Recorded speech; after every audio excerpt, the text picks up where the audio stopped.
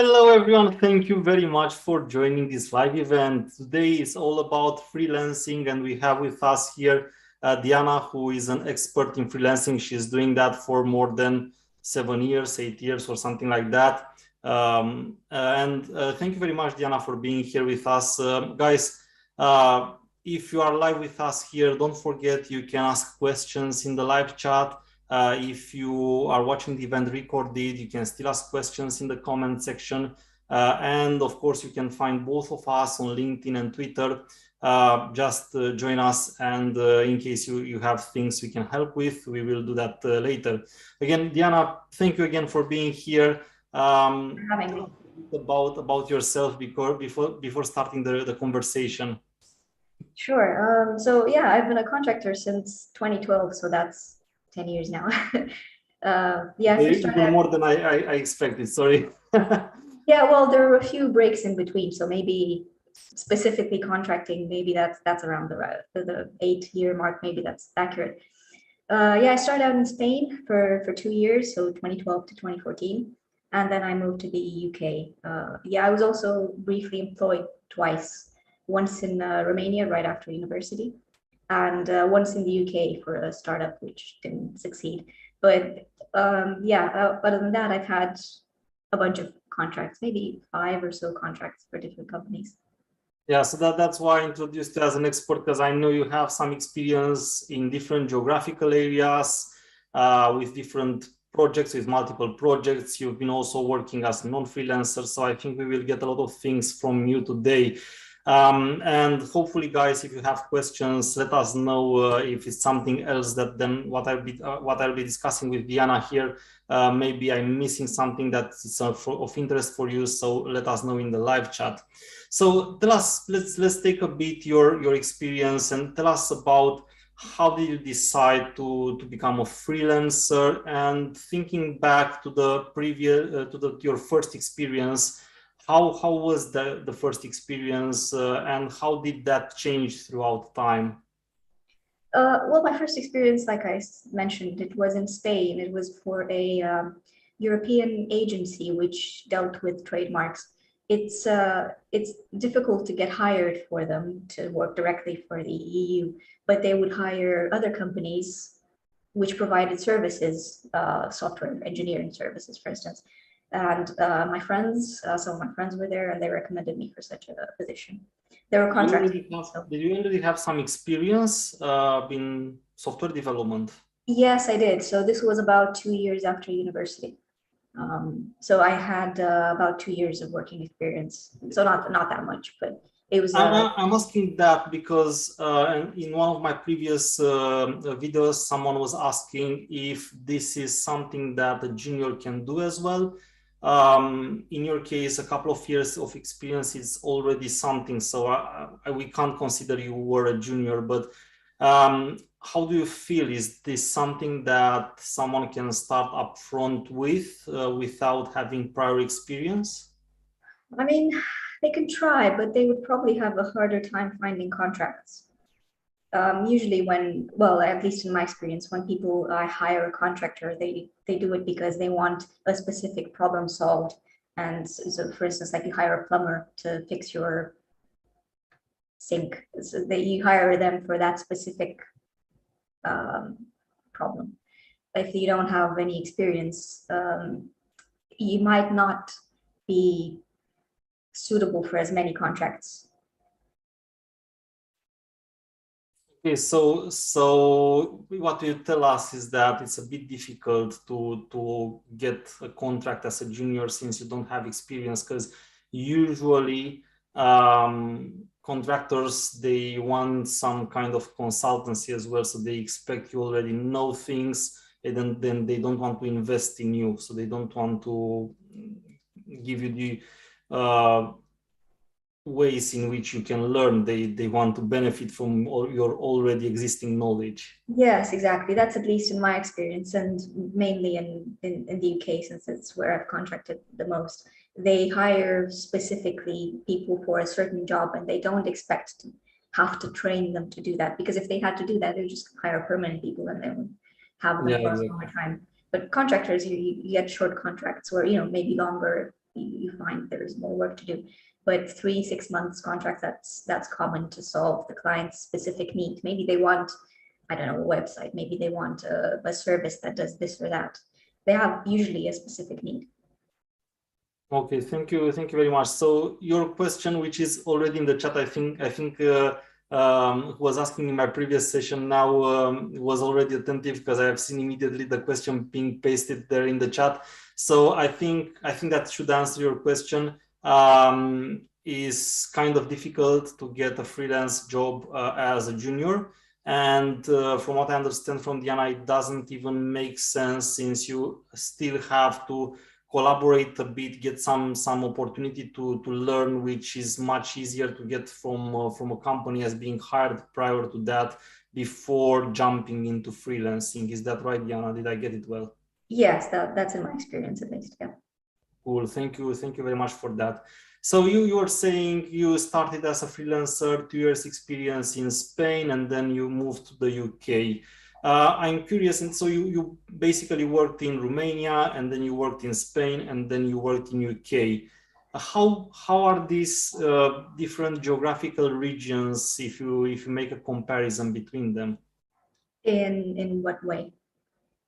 In terms of how easy it is to get contracts, maybe how easy it is to work with people. When you work from a location, does it imply you work only with people from that location, or teams are still with members that work from different other places or countries? Well, at the time, remote culture wasn't as extensive as now. Right now, after the pandemic, it's easier to find remote teams. But no, at the time, so in Romania, it was a permanent job. So obviously there are more of them available. I was not interested in contracting then, so I don't know whether the proportion has changed or what the proportion was at the time. In Spain, I was in a rather small city, so about 300,000 people in Alicante. If you wanted to do software development, there was pretty much just the one place where I was working. That was pretty much where you could work. Maybe there were some other corner shops doing that, but yeah. When you're somewhere, does it matter where you are? Can you, for example, stay in Spain, but take your jobs from another country? Yeah, I'm pretty sure that works. I know somebody who, at least one person who is living currently in Spain and working for someone else in the UK, but they are employed. I'm pretty sure you can do it if you're a contractor too, yes. Especially, I think now after the pandemics, when people get more and more used with working remotely. So, by the way, because we got to that point, I think we would have to make a bit of a difference between what means remote work and what means freelancing. I feel I'm usually very active on LinkedIn. I see a lot of people discussing, posting stuff about sometimes freelancing, sometimes remote working, and my feeling is that sometimes people are confused between what means remote work and what means freelancing. So can you make us a bit of a difference between the two to make sure that everyone who listens us knows what we mean when we say remote, knows what we mean when we say freelancing? Well, yeah, in my mind, remote working is just where you are. You're either in an office with people or you're somewhere else just coding away, through the internet and just, talking to people like that. You can be remote whether you're an employee or you're freelancing. That doesn't matter. So the freelancer is someone with their own business, let's call it, and they provide work for one or more other businesses. Whether that's remotely or not is irrelevant. So I think the confusion here comes from the fact that usually as a freelancer, you are not joining the company's office where you work, which is not necessarily the case. Probably you can do that, but in most cases you didn't do that even before the pandemics, when most of the people were working from the office. So I think that's where remote and freelancing people started to make confusion between the two terms. But the idea is, as being a freelancer, is you have your own business and you deal with one or more companies, and one or more projects can be at a time, can be at the same time. Maybe some projects are smaller, some projects are larger in terms of how long they take. Is that right? That's right, yes. Okay, cool. So that's guys, let's try not to mix the two up. So here we are discussing specifically about freelancing.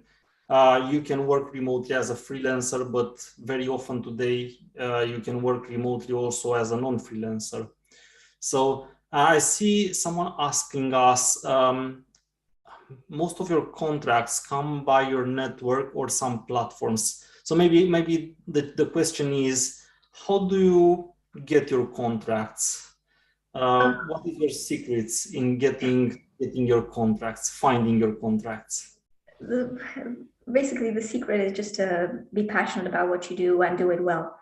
And if you do that, people see that they have a trusted person to work with, and you're more likely to be recommended, which is what happened to me actually.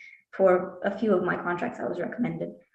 For others, I also interviewed through recruiters, mainly found on LinkedIn. But yeah, mostly I've been recommended. Okay, so you started at some point, and of course, in your case, you told me that even the first freelance, it was still a recommendation through friends, if I correctly remember.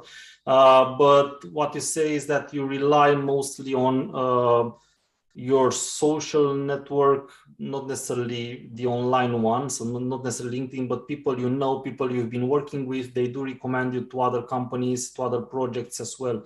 And you go through other people, you find your projects, and that's the easiest way. I guess that's also easier because it's also easier to trust from your side, not only from their side, because if you know some friends already worked for them, you know, they pay the money in time, maybe the contracts are okay from all the perspectives. Can you actually, if we are discussing about this, can you tell us what should we be attentive in terms of contracts? When we sign a contract, what is relevant to know? Well, what I know is mostly probably applicable to the UK. There's a distinction here, a very important distinction between actually being a contractor or a freelancer or an employee in disguise, which means that you are what's called part and parcel of the company. You act as if you are an employee, and yet they still pay you as if you're a contractor and you're a separate business entity. But it's important to actually act like a contractor. I'll give you some examples for this. An employee, say the company has an event, and this happened at the company I'm currently providing services for. They were discussing a ski trip, well, before the pandemic, which never happened, but they were discussing it. And employees were obviously included in this ski trip, but contractors, if I wanted to go, I would have had to pay for it myself. So if I had accepted the company to pay for it, you know, as if I were an employee, then if somebody came and looked at the contract and looked at how I worked, they said this is an inconsistent contract, and they would have thought I was an employee in disguise, so-called. So yeah, you have to be careful at that. And when you negotiate contracts, it's important, at least for me, it's important to have somebody who is familiar with the law, with the legislation, to look over it and say you should maybe negotiate that point or the other, so that it's good for you. That's what I did for. So you temporarily discuss with a lawyer? No, not with a lawyer. There are accountancy companies that know that very well, how to shape contracts so that they're good for the contractor. So I discussed with. Yeah, that's a very good that's a very good hint. So what I understood is, first of all, at least in London, at least in the UK, sorry, there is a possibility that you are kind of treated as an employee, but just get paid as a different company, and that's what you call fake freelancer, or how did you call it? Well, I've heard it as in disguise, or how did you in say? disguise. So, yeah. Okay, okay, in disguise, or you can be a real freelancer, and you have to make a difference between them. And that when you sign a contract, you also you would also advise everyone to find out someone who is legally expert in the domain and read the contract for you and make sure that what you are signing there is what you really want to sign. I think that's something that should happen no matter if you are in the UK or somewhere else. I guess that's important everywhere to do that. That would be my recommendation. Yes, in the UK, I would talk to an accountant, like I said, but in other places, maybe you do need a lawyer, solicitor, something. I'm not sure if I clearly understood this in disguise versus the real freelancer. What would be your disadvantage as acting as in disguise versus? So there are different tax rules. So as an employee in disguise, you'd have to pay more tax. Okay. But that, I mean, in that case, is that more, is better for the company? Do they prefer that? Or is simply just, you need to be careful to the contract, they might not know either?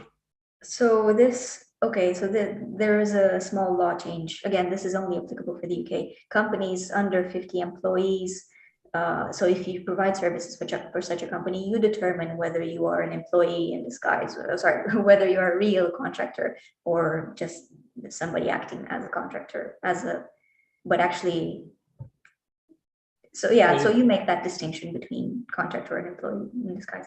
But if it's a company over 50 employees, they make that distinction for you. So the responsibility of who decides your status is on the company. So the company I'm providing services for is a small one, so that I get to say I'm actually truly a contractor and not somebody.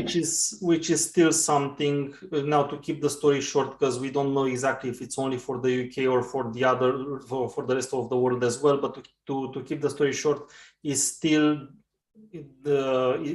focusing on the advice you gave us about discussing with an expert to make sure what you sign. So because if you, for example, now if you'd move to Norway, for example, and you'd work from Norway, you might have something similar there. It maybe is similar, not the same thing, or maybe it's the same thing, but you don't know that. Yeah. So you wouldn't know if you sign as an in disguise or as a normal contractor. But to make sure you do the right thing, you will get an expert. They will read the contract for you, and they will tell you, see, you have these options, and then you will have a clear picture on what you are actually signing there. Yeah, it's likely that this situation is in the UK and not in other parts of Europe. Not that I'm aware anyway. It's very specific tax-wise. Cool. Thank you very much. So that's a great advice. So then let's discuss also about, now we discussed about contracts, let's discuss about payment.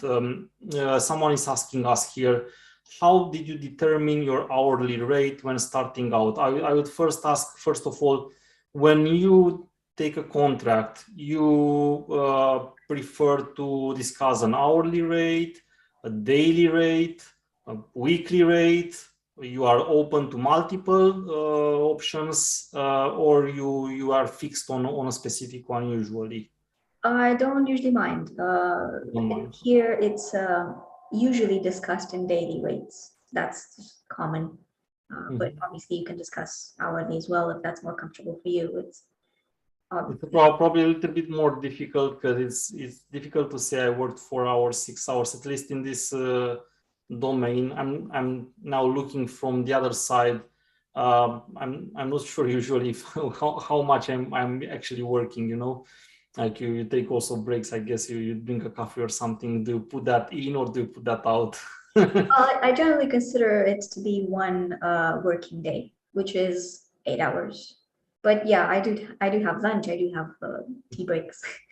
Yeah, exactly. 5 o'clock tea. So then if I take myself, if I would like now to change and become a freelancer, where should I start from to decide what is my daily rate? How much should I ask? Because I have no idea. Should I start from how much I get now? Because I know that there is a big difference between what you earn as a freelancer and what you earn as a non-freelancer. But of course, then it depends on taxes and so on. So what are the details should I look into? Well, one thing you could do is look at, well, ask your friends if they are freelancers, how much they might expect to earn from a specific job, or look at jobs which are suitable, or you think are suitable to you, based on their job description, and look at the range of how much they might pay. That's one way to figure out what the rate is for your specific role. Well, if I don't have friends or they don't want to tell me exactly how much they earn for a specific job, is there some place where I can see that, like in some kind of website where I can apply and see how much people ask for that? There might be for your specific country where you're applying, there might be jobs that say a contractor might earn this much. But yeah, I don't know. It obviously depends on what kind of job you want. It might also be a possibility, like I said, to look at job advertisements and see what they would like to pay. There's usually a range between this and that. For example, attending an interview, even if you're a freelancer, if you attend an interview for a company, at the end they suggest you some salary package, and you don't necessarily have to accept it, isn't it? So you still found out a bit or where you are in terms of what you are doing. Would that be also a way? That is also a way. It's a bit more involved because that would mean you would go to the interview and find out afterwards. But you can also probably ask, if you're talking to a recruiter about it or to the HR department, you can ask beforehand if they want to tell you, because I know that a lot of them don't want to tell you upfront. I mean, if you are considering applying for a job, it's just good practice to tell someone before they bother showing up for an interview. Yeah, because that's the way I'm working also, because it doesn't make sense to spend a couple of technical interviews. Sometimes it's even more than one, isn't it? Even more than one discussion, and then at the very end they tell you they can offer you only a very small amount comparing to what you would have expected. So you just spend your time. Experience is also okay, but sometimes you don't want to spend the time at all. In my experience, people usually give you a range up front before discussing any interviews. Which should be the case at least, but yeah, as I was saying, it's not always. There's one more thing I suppose you can do. Sorry, there's one more thing you can do when you have a range, say, or when you think, oh, this is what I might get as a daily range. There are some calculators online, so they can tell you for this daily rate, you would get this much money in hand after a month. There are some for the UK, definitely. There might be for other countries, but yeah, just Google's your friend. Use it. I know that you are considering, I are still considering to continue with freelancing, which clearly means you like it a lot and you are doing it in a very professional way. But did you see also disadvantages in freelancing comparing to a non-freelancing way? Yeah, well, for instance, when you're freelancing, you're only paid for the work that you do. So if you're ill and you can't work for a week, you're not invoicing for that week. That's one. And say, if you are providing services for a startup and the startup goes under, like what happened to one of the startups that I was employed for, then you might just not get the money for the past month of work at all because they no longer afford to pay you. They've gone under.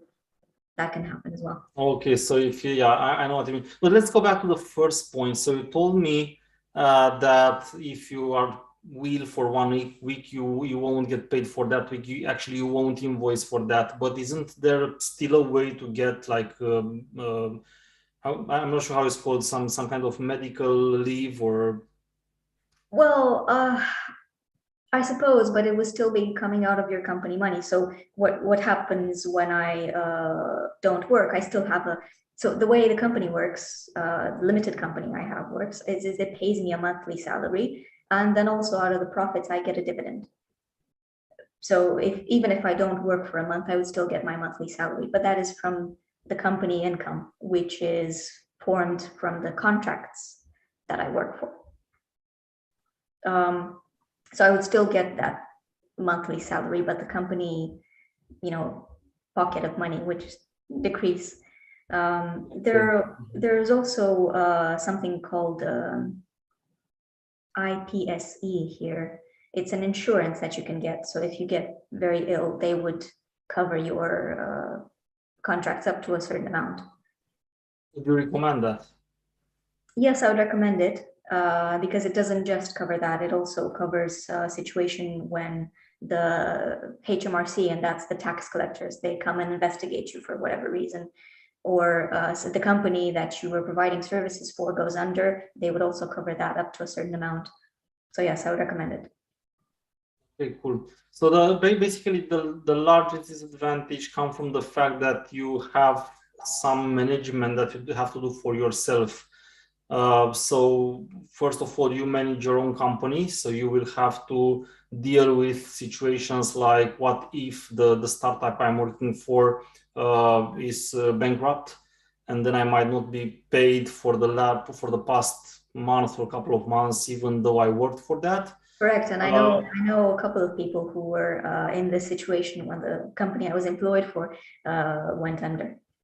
So they didn't manage to get the money for their. Yeah.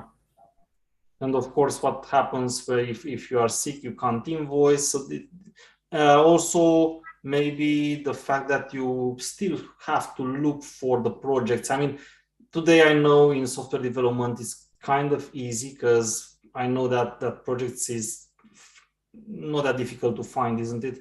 But still, you have to be attentive to what you sign for, because I guess there are many projects out there, but some of them, as you said, might include some things in the contract that you don't necessarily want, and then you still have to figure out that you are signing the right stuff. So it's this part that the meta part out of it, not the working itself, that you have to deal yourself with.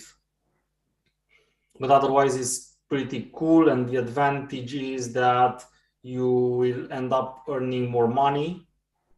So instead of getting paid part of what the company, if you are a non-freelancer, you get a part of what the company earns for your work. Here you get all of it, and you decide what to do with it. Sort of. There's pros and cons on both sides. For instance, as an employee, you might get stock options, and if the company does really well, then you're set. You might also get bonuses, which contractors don't get. So there's pros and cons. Okay, but still, those bonuses have to come from somewhere. So it's in the end somewhere coming from the same revenue, or yours or another's. True. Yes. True. But you have, in the kind of freelancing, you have way to manage your amount. So how much you invest in, I don't know, your marketing, how much you invest in something else, how much you pay for chocolate. That's yes. okay. Yeah. One other, I suppose, disadvantage of being a contractor is whenever something goes wrong with the company and they're having, say, financial issues, you're probably one of the first people to be let go. Because employees, at least here, they're harder to fire. Remove, yeah. Yeah, but contractors, it's not the case. Okay, good to know that. I know that we have already discussed the junior versus senior, but since someone left us a question in the chat, let's take it again and answer that. So it's a slightly different, the question, after how much time can we work as a freelancer? After how much time, as in experience in work? Probably as an experience, I guess. It very much depends on what contracts you're looking for. I honestly don't know that much about the market to know whether juniors or mid-range people are sought after. you would really have to have a look at what contracts are out there and what people might need. Yeah, so I think it's difficult because I don't think you can measure experience in time, and that's something I was saying also in one of the previous videos on this channel, and someone asked what is the difference between a senior and a junior, and I said, and the guests I had, we said, well, you can't answer that, can you? I mean, I met people with 2 years experience, knowing a lot of stuff, knowing a lot of details, working very well and very clean, writing very clean code and so on and so forth. And I met people with 15 years experience who didn't know very much just because they maybe stayed in the same company, worked with the same 3 technologies for 15 years, and they didn't know something else. And then we know we are in software development.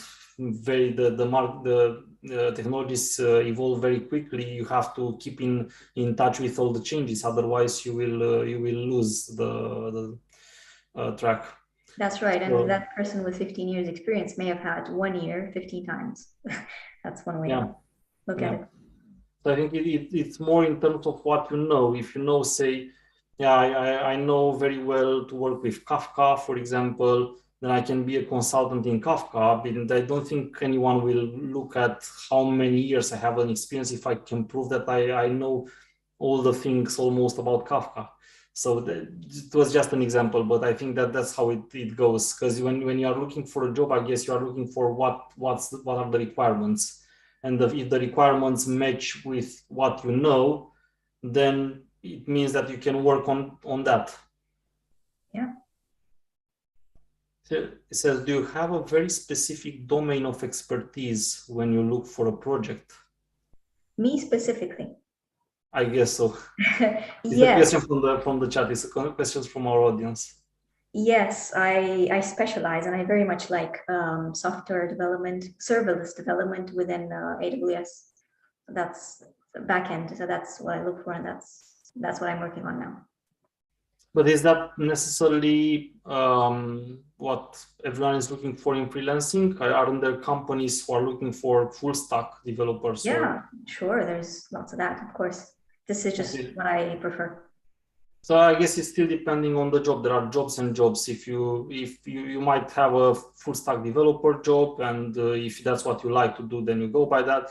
If you are a consultant, then you know more in detail one of the areas of expertise, and you are only employed for that.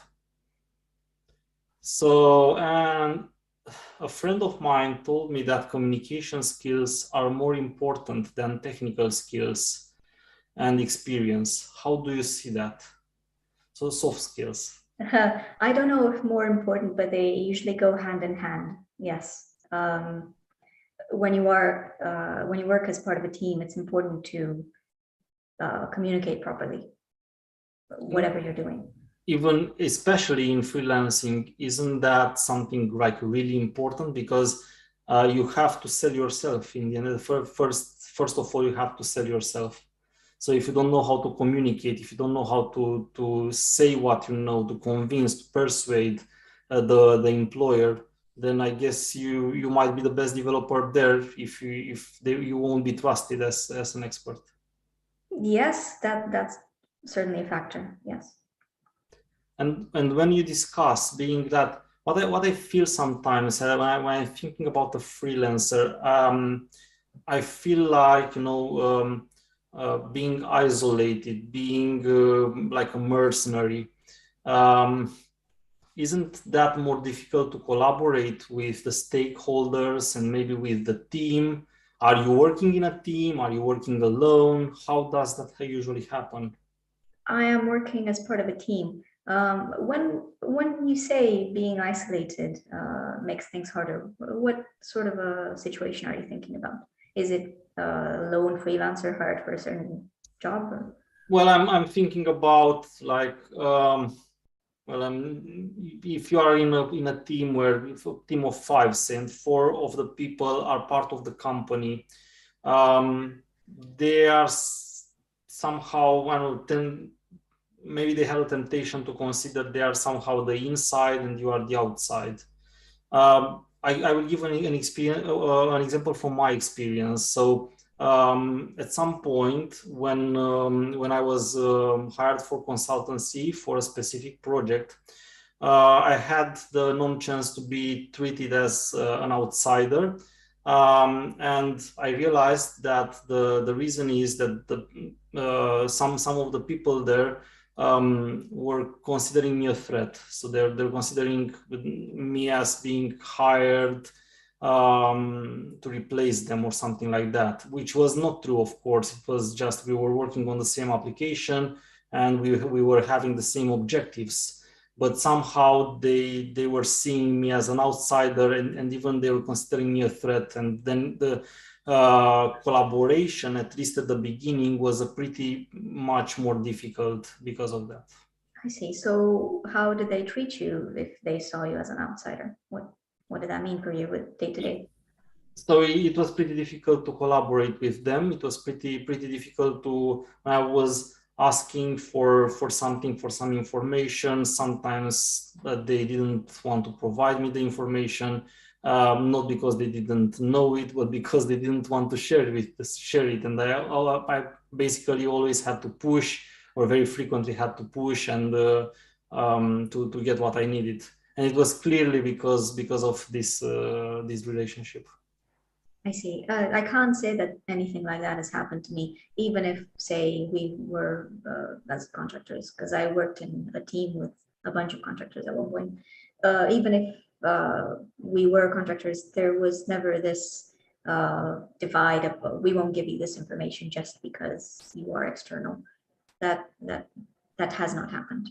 I was just thinking about that because of the question about the soft skills and how important it is. For me, it doesn't. I'm not sure if it matters a lot if you are a freelancer or non-freelancer.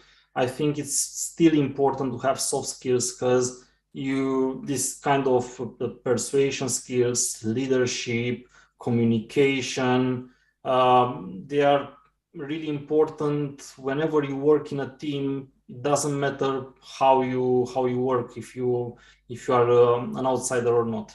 I agree very much with that. But then you can't have, well, you could, but if you have too many soft skills, so if you're great at talking, you should also have the developer skills to back that up.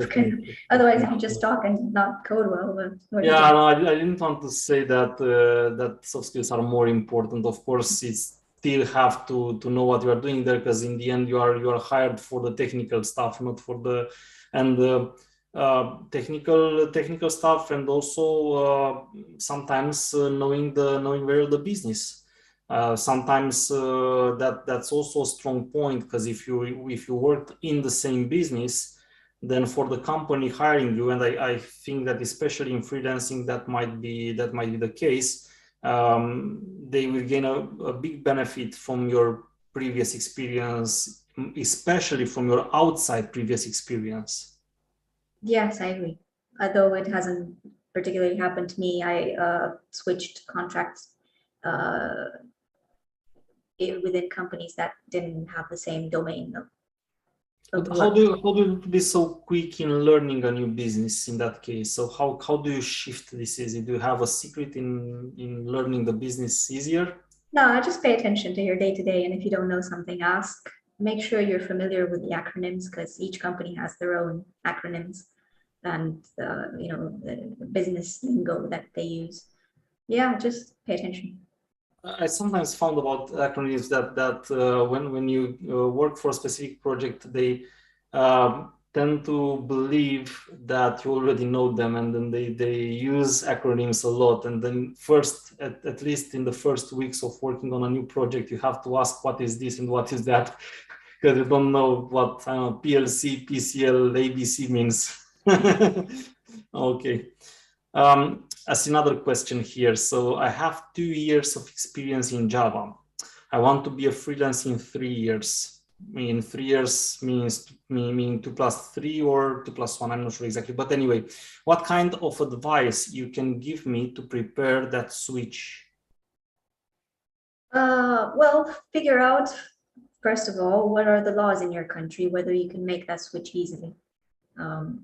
Are there countries where you can't make the switch easily? I don't know. Okay. I don't know, up to you to find out. So yeah, just figure that out.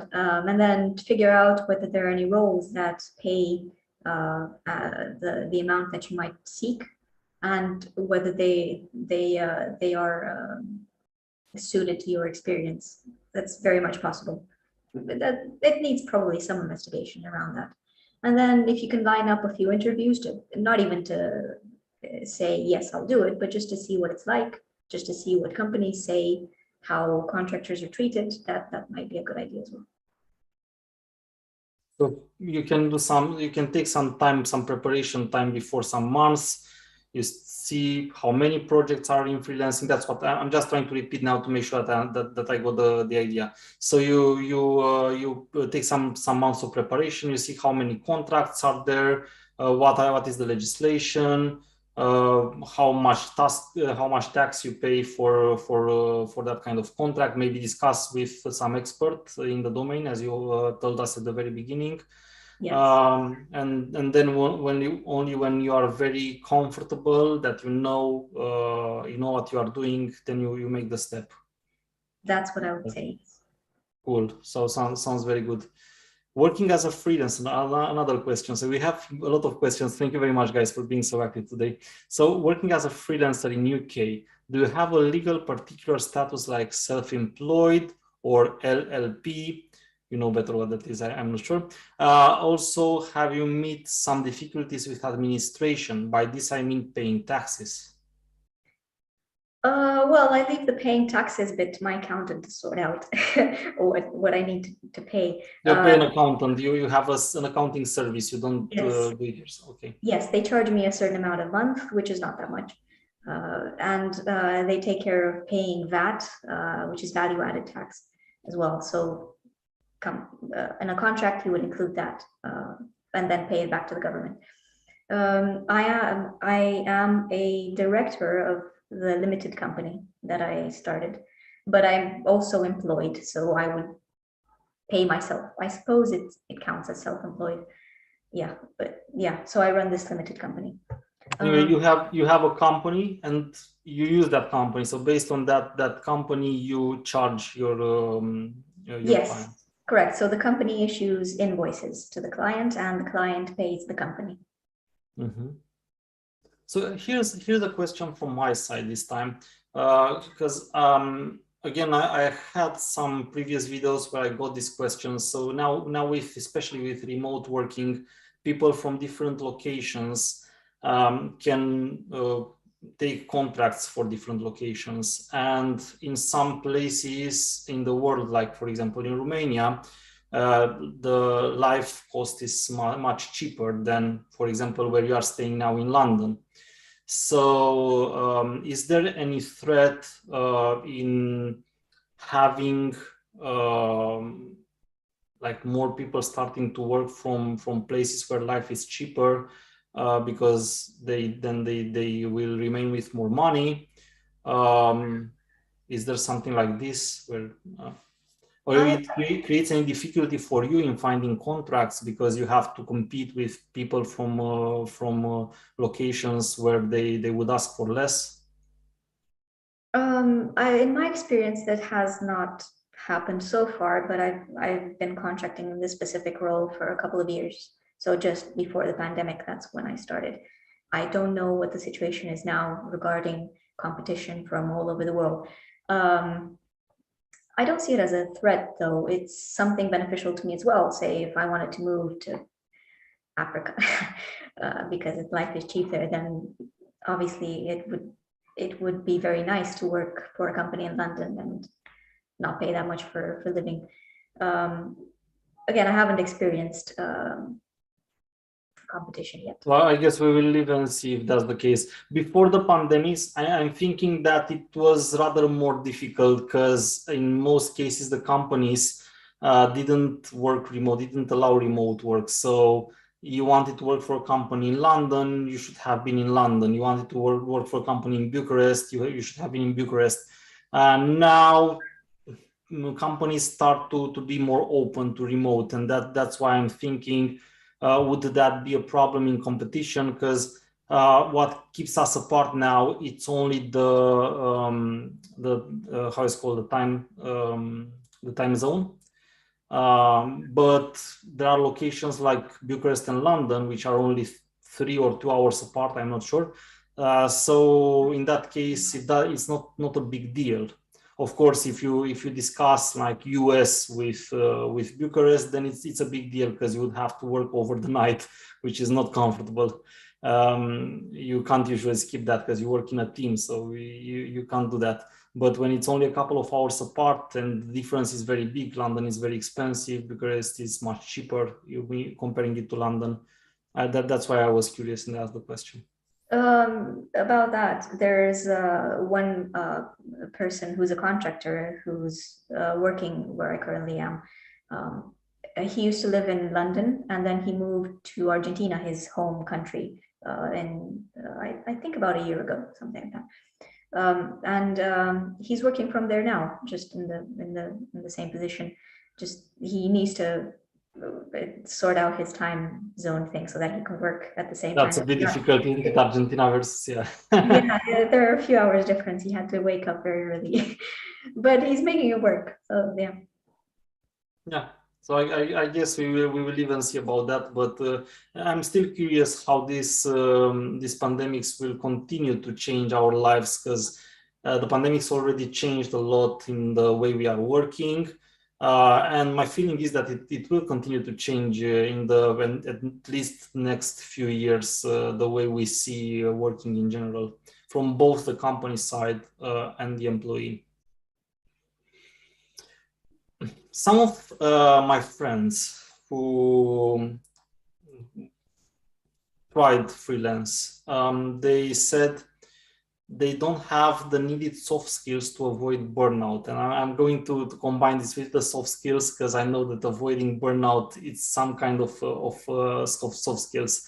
Do you think that freelancing is more prone to the burnout than non-freelancing?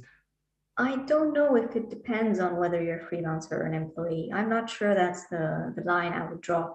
I think it's mostly to do with how you organize your time during the day. If your contract says you are providing services for 8 hours, then why would you do anything more than that? So what I heard from them is that they say, well, when I was working in a company, so imagine they worked in a company, then they tried freelancing, they went back to working in a company, and their experience was like, when I was in a company, I had the feeling that I'm safer, I'm more secure in my work, and that's why I didn't work over my schedule, over my powers. When I shifted and I took a freelancing path, I started to become unsafe. And with that, I started to work over my powers. On a longer time, I went to burnout. And then when I realized I'm in burnout, I took a short break, and then I came back to a non-freelancing path. Why would that happen? I'm curious whether that was because, say, the bosses, the people he was or people who were providing services for, if they implied that they had to, or was it a personal decision? No, I think the stakeholders might sometimes push, isn't it? So they want more with cheaper prices. They want to gain more, investing less money, which is, in terms of profitability in a company, normal, isn't it? But at the same time, you have to know your limits, and probably you have to know when to say no. It's curious probably that when you are in a company, and I'm not speaking for myself, again, for the story I was telling you, they felt more comfortable, probably because somehow the company maybe helped them collaborate with the stakeholders in that case. While with being a freelancer, it's everything on you, so you have to collaborate with the freelancers, with the stakeholders. Sorry. I guess you didn't get any kind of situation like this, but No, it might be, I mean, from what I hear, it might be more common, say, in Romania. People might feel in such a position in a more less stable position and a more demanding role in Romania, maybe because of the culture there.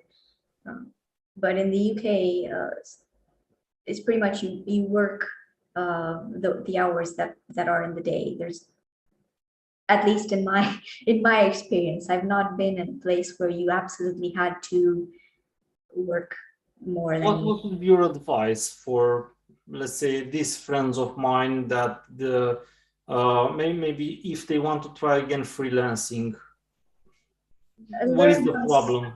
you phrased it well before. You have to know when to say no. There's only so much work you can do in a day, and more than that is just not good long term for either you or the company.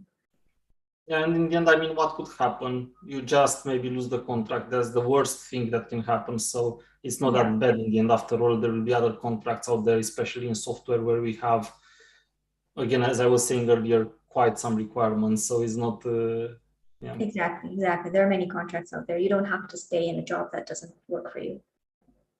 Did you have an unlucky chance to have to work with a team or with a company you didn't like? Uh, And if not, what would you do in the case you would at some point sign a contract with a company and realize afterwards that either the team or the company itself doesn't have the culture you would like? How would you do?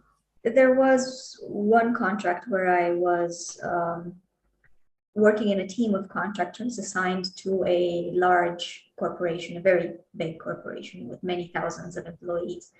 And I didn't like about that the fact that it took so long to get anything done. And I was only there for about 8 months. And I could see that it was not for me. So I just switched contracts. So basically what you say, again, the contract is not, or ending a contract is not the end of the world. By the contrary, I guess in freelancing, you have to be open to more contracts, as otherwise it's not freelancing, isn't it? It's freelancing in disguise, or how you call it. So you cancel the contract, it's not what you like, you cancel the contract, you take another one, and then that's it. Yeah, you're not stuck anyplace. For different reasons. So someone asks us, when you offer your services for a country out of the UK law, like France, for example, or Spain, I suppose contracts are made by same company, your company. Is there some specific legal steps? Do you have to pay taxes in that country where you offer your services? I don't know. That would be a question for your accountant. Exactly. So I think maybe other people who know. I think it might depend on a lot of things here. I don't have a lot of experience, but I know that contracts in the EU, in the European Union, have some laws. Contracts when you have contracts with countries outside of the European Union, or the US, when we have contracts with the US, they have some other laws. Again, I know that not necessarily from my freelancing experience, but for example from my books, from the books I write, where I have to deal with a company from the United States, which is different than what I've been doing with companies from Europe, for example. So I think for this, at least from my side, I wouldn't answer that, because I think there are too many possibilities. So as Diana says, I think asking your accountant would be the best here, if you have to pay or not some other taxes. Cool. And I see that already the time is up. So we just have a few minutes left for our discussion. Since I don't have other questions, and I see the audience, guys, if you still have questions, now is the time, because we're going to close soon. Just tell us, Diana, what other advice would you give us? Which are 3 points, let's say, take 3 points you want to tell us about whether we decide to go freelancing, the most important thing to remember about that? I suppose an important thing to keep in mind is to choose your contract well, just as if you're choosing a job, because that's what you're doing. Even if you wish to work less in a week, say you want to work 4 days, maybe there's a way to negotiate that. So that's something to keep in mind. Have insurance. Have insurance. Okay, so do be attentive to your contracts, guys. And again, I think one of the most important things I learned from this video is when you are not sure about something, do ask an expert. So in terms of contracts, for example, most likely you won't be sure in many points, especially if you work outside of the country you are living in. So do ask an expert about your contract and make sure you know what you are signing. Then have insurance, because when you are a freelancer, then you might get into points where you need to, for example, have to live without being paid for 1 month or two. For example, if the company you work for got bankrupt. So make sure you do that. No other questions from the chat, so I think we can wrap up. Thank you very much, Diana, again for answering our questions. It was a really good session, and I learned a lot, and I'm pretty sure that the audience learned a lot as well.